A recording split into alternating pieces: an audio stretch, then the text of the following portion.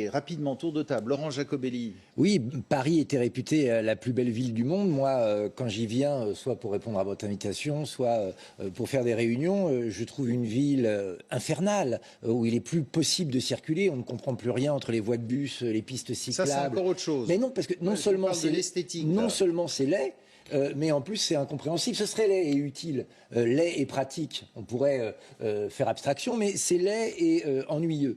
Et puis en plus, très honnêtement, c'est sale. Il faut le dire, c'est quand même une ville où des poubelles débordent, où il y a des détritus par terre. Ça peut arriver partout, un coup de vent, une grève, etc. Mais là, quand même, on atteint un niveau absolument effrayant. Et puis, vous l'avez dit, ces bacs de végétalisation qui sont assez laids. Donc, je pense qu'on est dans une politique doctrinaire où on veut montrer que la voiture, c'est pas bien, qu'il faut mettre des plantes un peu partout, mais que c'est mal fait. C'est fait sans la concertation avec les habitants. Il y a une vision très dogmatique et on sent là le côté vert, on va dire, de la majorité municipale à Paris. On a vu ces derniers temps qu'on pouvait compter sur eux pour prendre des décisions absurdes. Apparemment, l'esthétisme ne fait pas non plus partie de leur monde. Laurent Jacobelli. Mais évidemment, c'est de la com. Évidemment, c'est de la com. On organise ces grands vaccinodromes, on fait une ouverture où d'ailleurs il y a plus d'élus qui viennent qu'il n'y aura de vaccins qui vont arriver. Beaucoup les réclamaient, les vaccinodromes. Mais on les réclamait aussi, mais parce que on partait d'un principe, c'est que dans un vaccinodrome, qu'est-ce qu'on fait? On vaccine, et donc on a des vaccins. Le problème, c'est qu'on n'en a pas assez. Et toute cette com, c'est fait pour faire oublier justement que derrière, l'intendance ne suit pas. C'est pour faire croire qu'on organise. C'est pour, comme toutes les semaines, nous dire ça y est, les vaccins arrivent, alors que objectivement, ils n'arrivent pas. Je vais vous raconter une anecdote que m'a raconté un maire. Très vite.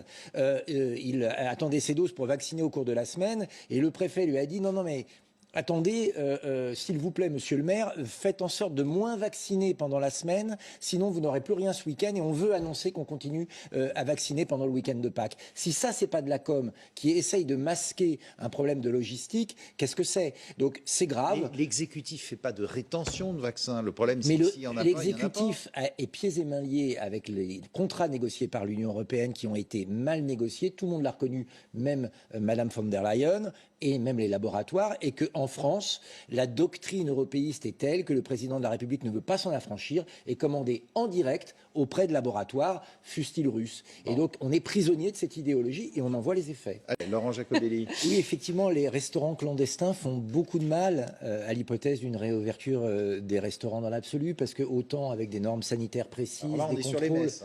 Oui, non, mais je vais y venir, vous en faites pas. Mais les images qu'on a pu voir, eh bien, nuisent psychologiquement. On ne comprend pas que des gens se comportent comme ça alors que tout le monde fait des efforts. C'est la même chose pour les images de la messe qu'on vient de voir. C'est-à-dire qu'autant on peut comprendre que des croyants se sentent mal en ce moment de ne pas pouvoir pleinement exercer leur culte, et qu'on peut imaginer qu'avec certaines normes sanitaires, ils pourraient voir de telles images. Ça fait encore reculer l'échéance. Maintenant, il va falloir se poser la question quand même, pourquoi on voit de plus en plus d'entorses aux règles, même si c'est condamnable, et je le condamne ici. C'est vrai qu'il y a eu tellement de normes arbitraires qui nous ont été imposées que des gens finalement n'y comprennent plus rien et se croient un peu tout autorisés.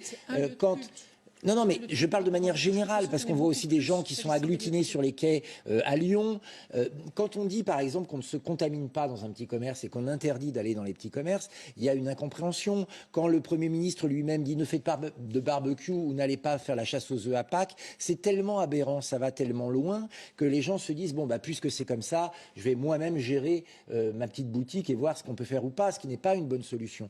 Donc je pense qu'il faut maintenant arriver à des mesures... Pas ça, Non, mais il faut maintenant arriver à des mesures raisonnables, qu'on n'ait pas ce sentiment d'arbitraire, de mesures tirées au dé, jouées au dé, et pour faire réaccepter un certain nombre de gestes élémentaires et importants. Ces images sont extrêmement choquantes, parce qu'effectivement, on ne peut pas s'empêcher de penser quand même qu'il y a des millions de Français qui souffrent de la crise, qui se retrouvent dans des situations difficiles, et ce sont les Français les moins favorisés qui souffrent le plus de la crise. Et de voir ces images, il y a quand même un côté un peu indécent, on est obligé de le reconnaître.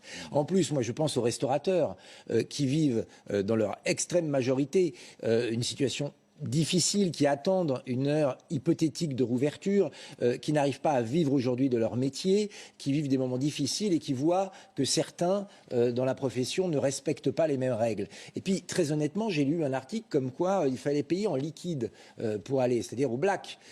Donc, non seulement il y a là des gens qui vont demander les aides de l'État pour perte d'activité parce qu'ils ne déclareront pas une activité qu'ils auront touchée au black. Donc, on touche au summum de l'indécence quand beaucoup de Français, et notamment les restaurateurs, font des efforts surhumains pour traverser cette crise. La vraie question qu'on peut se poser quand même aujourd'hui pour rebondir, c'est quand nos restaurants vont-ils finalement rouvrir, parce qu'on voit bien qu'on en a tous besoin. C'est un lieu de convivialité. Vous en avez une petite idée, le 15 mai. Non.